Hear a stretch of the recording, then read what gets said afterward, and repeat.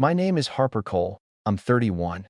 And the day my daughter turned 9, my entire family vanished. The backyard glittered with pink balloons and paper crowns. The kind of birthday magic a child remembers forever, except Arya stood alone, waiting for faces that never came. I served cake with a smile that cracked at the edges, while my phone buzzed with a text from my mother.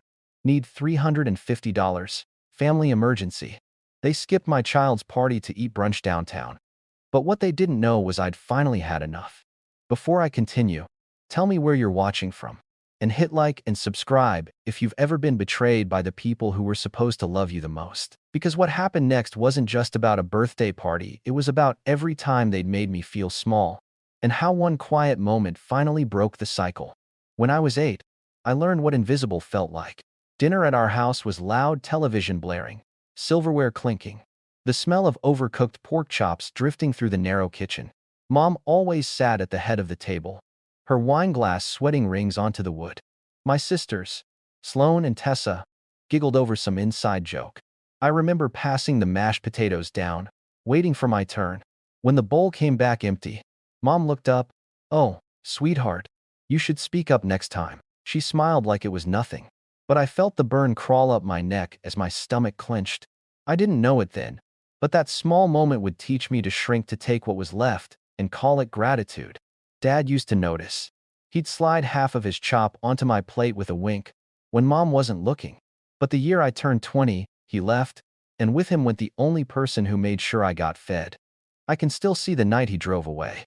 The porch light flickered, rain hissed against the gutters. Mom stood on the porch in her silk robe, cigarette glowing between her fingers. "If you're walking out, don't bother coming back," she shouted. Dad didn't. His truck's taillights disappeared into the dark, and Mom turned to me with eyes that already decided. "You're the head of this family now, Harper. Someone has to be responsible." I thought it was pride she wanted me to carry. It was debt. The next week, I was working double shifts at a diner while going to community college at night. I sent Mom $200 for groceries. She thanked me with a heart emoji. Later that month, I found out Sloane used the same money for a salon deposit. "It's an investment," Mom said. "Family supports family." Family, in her vocabulary, always translated to "you'll pay for it."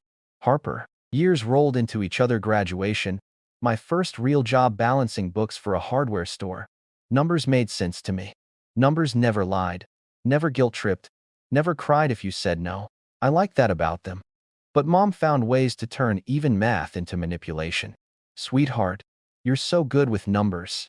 You know I'm terrible with credit cards." She'd laugh like it was a quirk, not a $6,000 problem. And every time, I cleaned it up, at first out of fear, then out of habit. I met Arya's father, Nate, at 23. He was kind, funny, worked construction. The kind of man who smelled like cedar and coffee. When I got pregnant, he panicked and left town before Arya was born. I remember the ultrasound text saying, "It's a girl," and me thinking, then I'll make sure she never feels invisible. Arya was born in the middle of a thunderstorm. The hospital lights buzzed overhead, the smell of disinfectant sharp in the air. I was alone, clutching her tiny body to my chest as rain streaked the window. That night, I promised her, no one would ever make her wait for love. But promises are heavier than they look. When Arya was 5, she broke her arm falling off the jungle gym. The insurance deductible was $1,200, money I didn't have. So I sold my great-grandmother's silver ring. The one piece of jewelry Dad said was worth keeping. I didn't tell anyone. I just watched the jeweler weigh it, his gloves squeaking against the scale, and whispered, "Take care of someone better than me." I walked out with cash and guilt that clung for years. I didn't know it then, but even that sacrifice had a secret attached to it, one I'd discover much later. Sloane's salon opened that same year. A pastel sign, gold scissors logo, the smell of hairspray filling the small strip mall. She called it gloss and grace. Cute, right? Except the grace ran out fast. Within 6 months, she called crying. "I'm short on rent, Harper. I'll pay you back next month." I swear. She didn't. 3 months later, the same call. Same promise. Meanwhile, Tessa drifted from job to job: yoga teacher 1 month, social media assistant the next. She lived in Mom's guest room, ordering online clothes for content. I was the one holding the family up by the corners, terrified it would tear if I stopped. By the time Arya turned 8, I'd lost track of how many emergencies I'd covered. $840 for Christmas gifts, $420 for patio furniture, $650 for unforeseen expenses. Each time I sent the transfer, Mom would text, "You're my rock, Harper. I don't know what we'd do without you." I started to resent being the rock. Rocks don't feel. But I did every time Arya asked, "When will Grandma visit?" And I made up another excuse. Still, I kept trying. For Arya's 9th birthday, I went all out. Pink balloons, crown napkins, a rented bounce house that made my credit card groan. Mom promised she'd come early to help decorate. She said, "We'll make it special for our princess." That morning, the sun came out after a week of rain. The backyard looked like a fairy tale. I stood there, fingers sticky from tying balloons, thinking maybe this time would be different. Maybe she'd show up. Then 11:42 a.m. came. Then 11:50. Then noon. No car in the driveway. Only Arya, spinning in her purple dress, asking, "Where's Grandma? Did she get lost?" And then the phone buzzed. "Don't be dramatic. It's just a kid's party. We'll make it up at Christmas."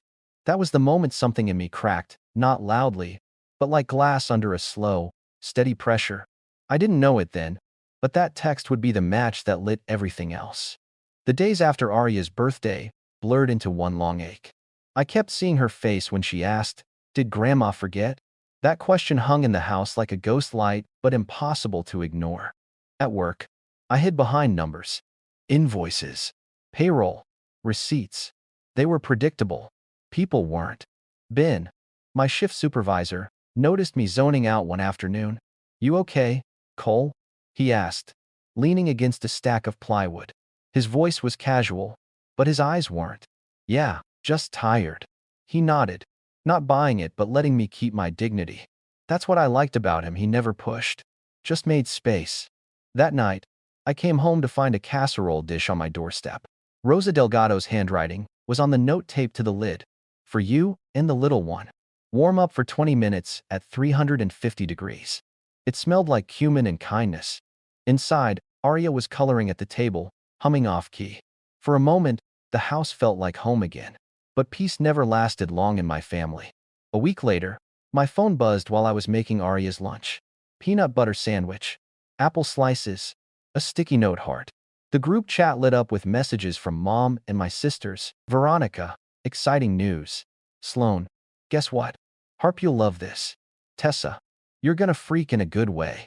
Then the PDF came through. "Suite 1620. A second chance at Sparkle." I frowned. Sloan was 26. The document glimmered with gold fonts and glossy photos of chandeliers. My name and company logo sat proudly under platinum sponsor, Harper Cole Accounting Services. My stomach dropped. I scrolled down cost breakdowns, guest list, deposit deadlines. Then Mom's text popped up. "Since Grandma's on a fixed income, you'll cover her share. Deadline this weekend." I set the phone down like it might explode. Every dollar I had was already spoken for rent, utilities, groceries, Arya's braces. There was no room for another family favor. That night, Arya asked, "Mom, are we rich?" I laughed. "Too sharp." "Why do you ask?" "Because Aunt Tessa said you must be. You always help everybody." I swallowed hard. "We're not rich, baby.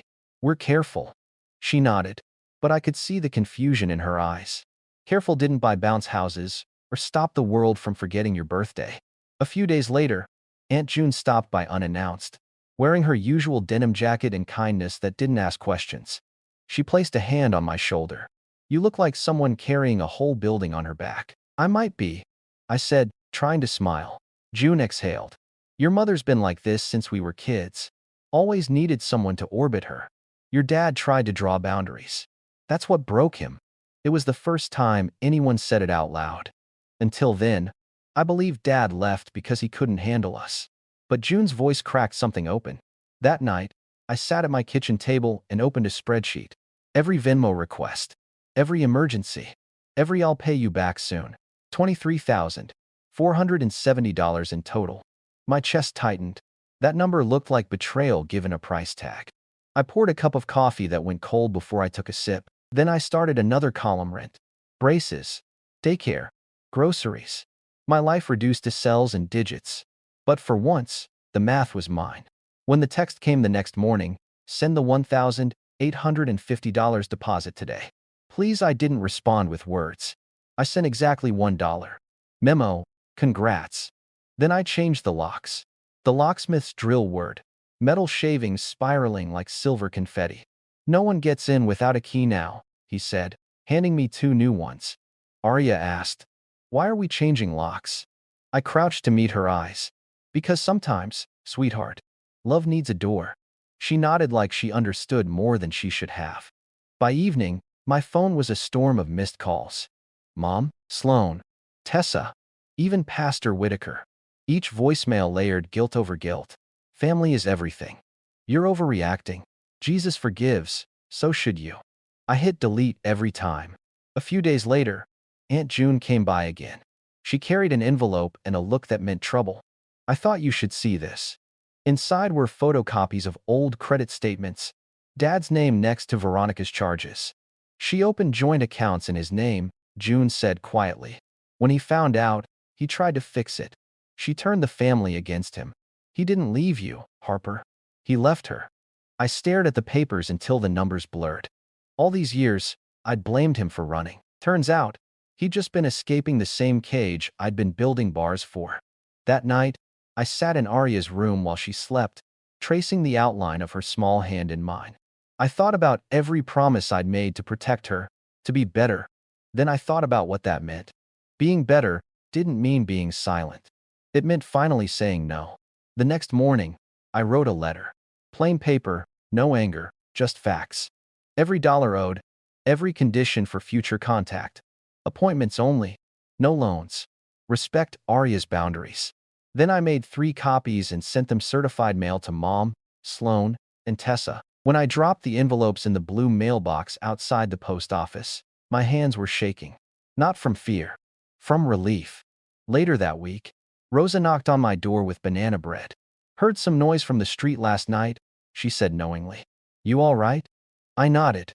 I'm learning to be. She smiled, pressing the loaf into my hands. Good. Boundaries aren't walls, honey. They're fences with gates you control. That night, I wrote those words on a sticky note and stuck it to my fridge. A week passed in calm silence. Arya laughed more. I cooked real meals. The house no longer felt like a holding cell. Then the envelope came. No return address. Just a single line inside. Children need their grandmother. Think about what you're doing. I didn't need a signature to know who sent it. I took a photo of the letter and dropped it into a folder on my laptop labeled Boundaries. Right next to the Venmo screenshot. The proof. The receipts. My quiet weapons. I didn't know it yet, but that folder would save me later when they showed up at my door, pounding hard enough to rattle the frame. Peace never lasts long when you come from a family that feeds on chaos. For a few weeks, the silence was golden. No calls, no guilt trips. Just the hum of the refrigerator and Arya's laughter filling the house. I thought maybe, just maybe, they'd gotten the message. Then came the Instagram post. I was eating lunch in the break room when Ben slid his phone across the table. You might want to see this. There it was. Sloan, Tessa, and my mother sitting at a downtown cafe, champagne flutes raised, sunlight hitting their sunglasses like halos. The caption read, Family First Brunch with my ride or dies. My jaw tightened. The timestamp was 12:07 p.m. Right in the middle of Arya's birthday party. I stared at that photo until the screen blurred. It wasn't just brunch, it was proof. Proof they never forgot. They chose not to come. That night, I stood in front of the mirror brushing my hair, my reflection tight-lipped. Arya poked her head in. Mom, can I invite Grandma to my school play? I froze. Let's wait and see, okay? She looked disappointed but nodded. Kids learn to adapt before they understand why. The next morning, another text lit up my phone. Sloan, need $350 for the salon rent. Just until next week. Family emergency. I stared at the words, then opened my banking app. Not to send money, just to look at the number. $4,213.47. Every penny mapped out. Rent, braces, groceries. I didn't reply. For once, silence was my answer. By evening, a new message arrived. This time from Tessa. Mom says you're being cold. She's really hurt. You should call her before she does something drastic. Drastic. That word made me laugh out loud. The only drastic thing Mom ever did was overdraft her account. I ignored the text. Instead, I opened my laptop and added another entry to my spreadsheet. Request Hashona 9. Sloan. Salon rent. Declined. A few days later, I received an email from an unfamiliar address. info@themarigoldvenue.com. Subject line: Invoice reminder, Harper Cole Platinum sponsor. My stomach turned cold. The message was professional, polite, and completely damning. It listed my company name, the event Suite 162, 0 Gala, and an unpaid balance of $1,850. Attached was the same glossy brochure I'd seen before, complete with my logo and signature, except I'd never signed anything. I called the venue immediately. A man named Elliot Graves answered, his voice cautious. Yes, Miss Cole. You're listed as a sponsor. The agreement came through via email, looked legitimate. Can you send me that email? A pause. Of course. When the forwarded message arrived, I felt my pulse pounding in my ears. The sender? Sloan.Pierce@glossandgrace.com. The signature block read, on behalf of our generous sister, Harper Cole. My hands trembled as I stared at the screen. She hadn't just used my name. She'd used my business tax ID. My EIN. Something inside me snapped. That night, Aria fell asleep on the couch watching cartoons. I sat at the kitchen table with my laptop glowing in the dark, the cursor blinking like a heartbeat. I typed a short, cold email. Dear Mr. Graves, I have never authorized sponsorship for this event. Remove my name and company immediately, or I will file a fraud report. Regards, Harper Cole. When I hit send, I felt lighter, but only for a moment. Because 20 minutes later, the group chat exploded. Mom, what did you do? The hotel manager just called. Sloan, you embarrassed us in front of everyone. Tessa, do you have any idea how bad you made Mom look? I stared at the phone buzzing across the table. Then I typed back one line. You made yourselves look bad. I just turned on the lights. The next day at work, Ben noticed me typing harder than usual. Everything okay? I forced a smile. Yeah, just deleting spam. He smirked. Looks like the spam's fighting back. By the end of the week, things escalated again. I came home to find a handwritten note shoved under my door. You're tearing this family apart. Children need their grandmother. Stop before you regret it. The handwriting was shaky, but familiar. Veronica's slanted loops. I added a photo of it to the boundaries folder, right beside the fake sponsorship email. Proof number 20. That night, I couldn't sleep. I kept picturing Dad's old truck disappearing into the dark, taillights shrinking. Maybe this was what he felt: exhaustion, then relief. I didn't know it then, but the storm was just gathering. By the next week, the silence turned venomous. When manipulators can't use you, they start to smear you. It began with a phone call from Pastor Whitaker. Harper, he said gently, the same tone he used during funerals. Your mother's concerned. She says there's been a misunderstanding.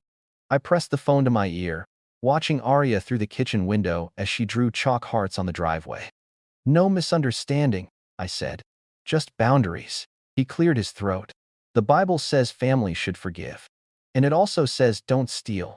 I replied, my voice calm. Silence stretched. Then he murmured, I'll pray for you. Please do, I said, and hung up. Later that night, my phone lit up again, this time with Tessa's name. You had no right to humiliate Mom like that, she hissed the second I answered. She cried for hours. Then maybe she can use some of those tears to water her dead conscience, I said before hanging up. My hands shook, but not from fear. From adrenaline. The next morning, I got a text from an unknown number. Hope you enjoy your little house while it lasts. No name. No context. Just threat. I sent it straight to Officer Reed, the local patrolman who coached Aria's soccer team. He replied within minutes. Keep everything documented. I'll swing by tomorrow. True to his word, he showed up in uniform. Polite but firm. You've done nothing wrong, he said, after reading through my folder emails. Texts, screenshots. The works. Feels like they're tightening the screws. I muttered. They are, he said simply. That's what happens when a scapegoat stops cooperating. That word scapegoat hit harder than I expected. It was the first time someone named what I'd been all my life. 2 days later, the smear campaign went public. Tessa posted a Facebook status that read, "Money changes people. Some folks forget who loved them first. Guess success makes you cruel." Within an hour, the comments poured in. "Stay strong, girl. You deserve better than fake family. Blood isn't always thicker than greed." I scrolled through them in numb fascination. Not one person asked for my side. Not one. Then a comment appeared that made me laugh out loud. It was from Mrs. Delgado, the 70-year-old neighbor who baked for half the street. She wrote, "Funny, didn't she pay your rent 3 times last year?" Tessa deleted the post within minutes. But the damage was done. At Aria's school pickup that Friday, one of the other moms gave me a cautious smile. "Rough week?" she asked. I forced a chuckle. "Something like that." Her tone softened. "If you ever need an extra hand, we're around. I've seen how strong you are." It was such a simple thing, but it made my throat burn. Support didn't have to be loud. It just had to be real. That weekend, the storm hit in full. Saturday night, 8:45 p.m. Aria was watching cartoons when headlights swept across the living room. A car door slammed. Then another. A hard knock rattled the door. Mom's voice boomed through the wood. "Harper Cole, open this door right now." Aria looked up, wide-eyed. "Is that Grandma?" "Yes," I said softly, standing. But she forgot to call first. The pounding grew louder. "You can't hide in there forever," Sloane shouted. Tessa's voice joined. Sharp and cruel. "You think you're better than us?" Aria clutched her stuffed rabbit. "Mom?" I knelt beside her. "Remember what we talked about? Respectful people knock once and wait. These aren't respectful people right now." She nodded, eyes huge. The doorbell rang over and over. A manic rhythm. Then, silence. A different voice spoke. "Officer Reed's." "Evening, ladies. Everything okay here?" Through the peephole, I saw them deflate like balloons losing air. Reed's cruiser lights washed the porch in blue.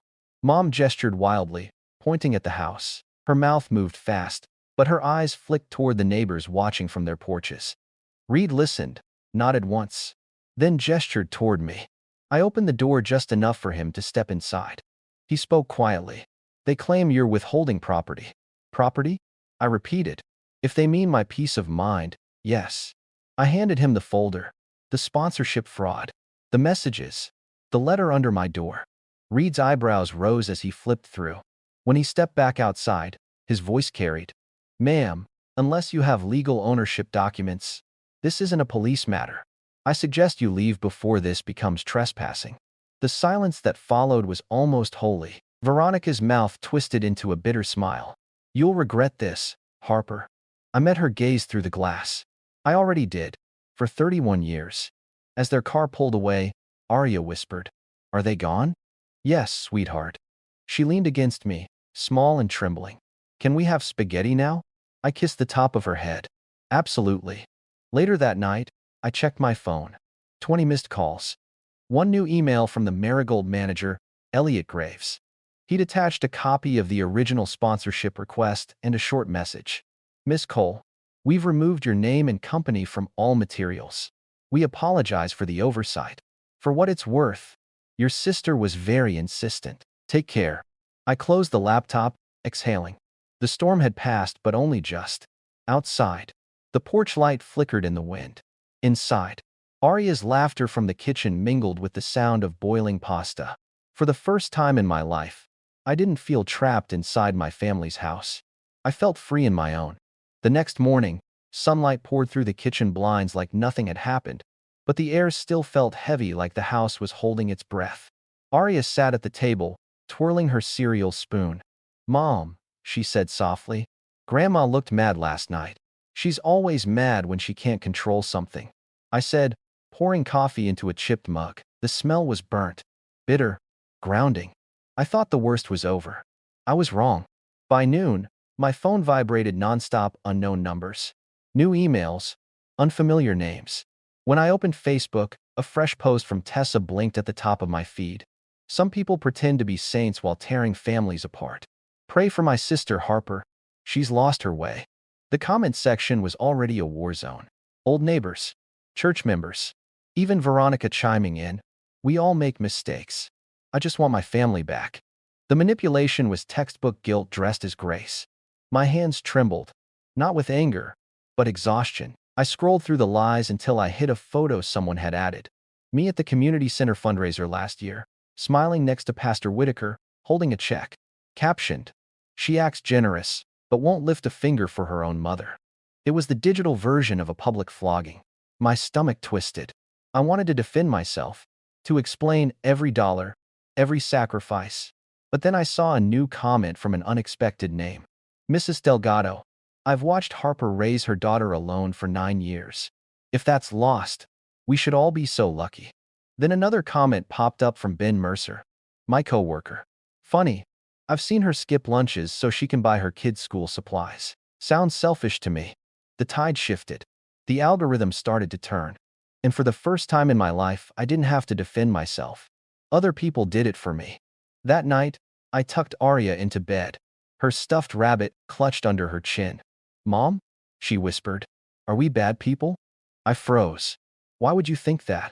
Grandma said good families don't fight. I brushed her hair from her face. Sweetheart, sometimes bad people call fighting love so they don't have to change. That's not our kind of love. Okay? She nodded, eyes half closed. Okay. When she fell asleep, I sat at the table again. Same mug, same laptop, but this time, I wasn't writing a spreadsheet. I was writing a letter. 3. Actually, one for each of them. Each page started the same way. This isn't about money. It's about respect. I listed every loan, every promise, every lie. I added copies of receipts, screenshots, emails, and then, at the bottom of each letter, I wrote, further contact requires written notice and mutual consent. Any financial request will be treated as harassment. It was clinical, precise, cold as the numbers I loved. When I finished, I stacked the letters, sealed them, and wrote each name in block letters across the envelopes. Veronica, Sloan, Tessa. Outside, the air was sharp, the kind that smelled like rain and gasoline. The streetlights flickered as I walked to the blue mailbox. Each envelope made a soft thunk as it dropped inside. Final. Irreversible. When I came back in, Arya was sitting on the couch, sleepy-eyed. Where did you go? To mail something important, I said, kissing her forehead. Something that's going to make life a lot quieter. The next few days felt different, like the house itself was breathing easier. Until Tuesday. I was in the store office, balancing the books, when my phone rang. Unknown number. I let it go to voicemail, but curiosity won. I pressed play. Miss Cole. The voice said, tight and professional. This is Franklin from the Marigold Hotel. I'm calling to confirm that your sponsorship name has been fully removed from all event materials. Also, per your request, we've added a note to alert staff of any future misuse. Have a good day. I exhaled slowly. It was done. Except, things were never that simple in my family. 2 days later, Aunt June called. Her voice was half laughter, half disbelief. You're gonna want to hear this, she said. The sweet 162 0 gala was last night. I braced myself. Let me guess, disaster? More like poetic justice. She told me everything. The smoke machine placed next to Veronica's table triggered her asthma halfway through dinner. The DJ quit after Sloan demanded he play something classier. The catering bill ran $2,000 over budget. And when the venue presented the final invoice, everyone froze because the platinum sponsor had vanished. No one could pay the balance, June said, laughing softly. They were staring at the empty seat where your name used to be. I didn't laugh. I didn't gloat. I just sat there, quiet, picturing my family facing the same emptiness they'd handed me for years. That night, I got one last text from Mom. You humiliated us. You think this makes you strong? It makes you cruel. I typed back. Strong and cruel look the same to people who can't be controlled. Then I powered off my phone. Outside, wind rattled the windows. I pulled the curtains tight, feeling something I hadn't felt in a long time: safety. At midnight, I checked on Arya. She was sleeping with her hand over her heart, her stuffed rabbit tucked beneath her chin. I whispered, "You're safe now, baby." Then I went to the kitchen, poured the last of the cold coffee, and opened my boundaries folder. Emails, screenshots, receipts, the paper armor I'd built. For a long moment, I just stared at it, wondering how something so small could hold years of pain and freedom. I hit print all. Pages spilled from the printer, the sound like steady rain, proof of a woman who'd finally stopped apologizing. When the final sheet fell, I gathered them into a binder, labeled it Case File, My Life, and slid it into the cabinet. I wasn't scared anymore. Not of them, not of being alone. Because for the first time, alone didn't feel like loneliness. It felt like peace. The morning after the gala, I woke to the quiet hum of the refrigerator and the smell of sunlight on clean floors. The kind of peace that feels fragile, like it might break if you breathe too loudly. Arya padded into the kitchen in her fuzzy socks, hair tangled, still half asleep. "Can we have pancakes today?" she asked. "Sure," I said. "Extra syrup for the bravest girl I know." While she mixed batter, I opened my email. At the top was one from Elliot Graves, the hotel manager from the Marigold. "Miss Cole, thank you for your swift action earlier this month. After reviewing the documentation, we've also reported the misuse of your business information to the proper department. I thought you should know. Your sister attempted to re-add your sponsorship last week. The system flagged it automatically.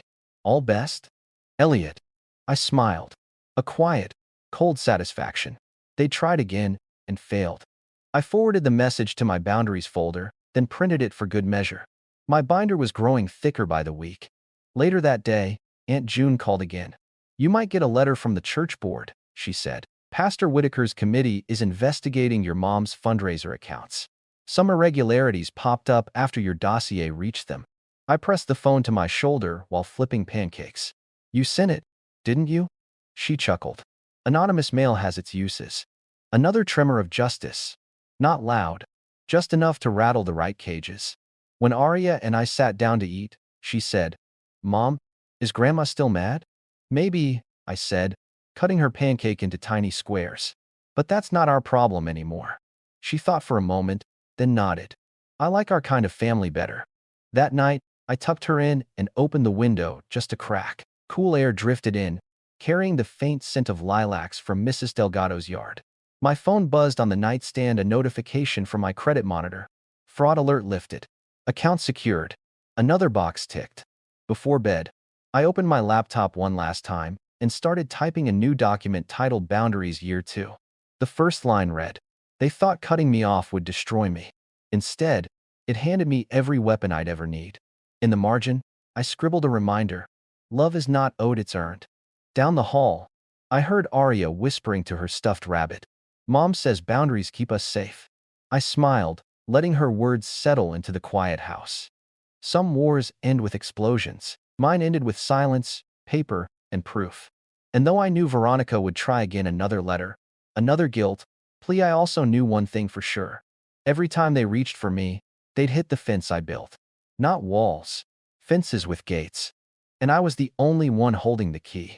If you've ever felt like the outsider in your own family, subscribe. Because stories like mine aren't just about revenge, they're about reclaiming peace after years of noise. Tell me in the comments, have you ever had to draw a line with the people you love? And remember, family isn't who shares your blood. It's who shows up when it matters. This story isn't over. Because healing doesn't end, it just changes shape. So hit that like, tap, subscribe, and stay with me.